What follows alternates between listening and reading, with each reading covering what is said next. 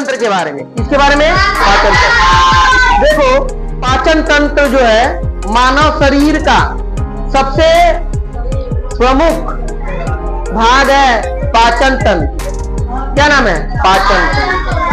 पाचन तंत्र के द्वारा ही हम लोग को ऊर्जा प्राप्त होता है। पाचन तंत्र के द्वारा क्या होता है? हम लोग को शक्ति मिलता है और हम लोग सब कार्य को कर पाते हैं। देखो, पाचन तंत्र को इंग्लिश में डाइजेस्टिव सिस्टम कहते हैं। क्या कहते हैं? Digestive system. पाचन तंत्र को इंग्लिश में क्या कहते हैं? Digestive system. वैसे अंग जो भोजन पचाने में सहायता करते हैं उसे हम लोग क्या कहते हैं? Digestive system.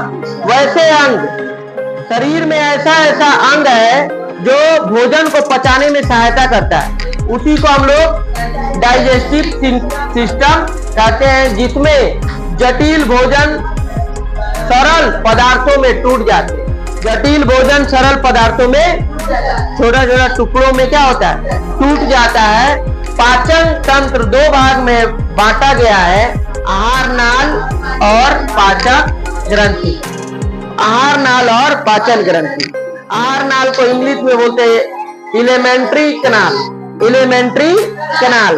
देखो, कहने का मतलब है खाली उसको समझना है, कोई भी चीज याद करने का कोई जरूरत नहीं है। समझते समझते खाली ध्यान पूर्वक समझना है और नाम को क्या करना है? दिमाग में सेट करना है। जैसे इसका नाम एलिमेंट्री कैनाल है, हिंदी में बोलेंगे आहार नाल। यह मुख गुहा से प्रारंभ होकर गुदा तक रहता है। मुख गुहा से प्रारंभ होगा, गुदा तक रहेगा, उसी को क्या कहेंगे? आहार नाल कहेंगे। पाचन के समय भोजन आहार नाल में ही रहता है।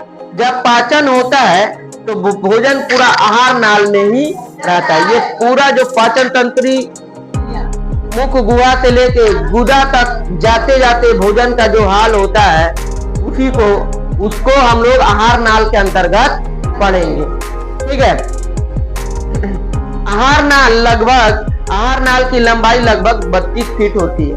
आहार नाल की लंबाई कितनी होती है? 32 फीट। आहार नाल की लंबाई टोटल 32 फीट होती है। आहार नाल के अंतर्गत मुख गुहा, ग्रास नली, आमाशय यानी पेट, छोटी आंत, बड़ी आंत, मलाशय यानी रिक्टम और गुदा आते हैं।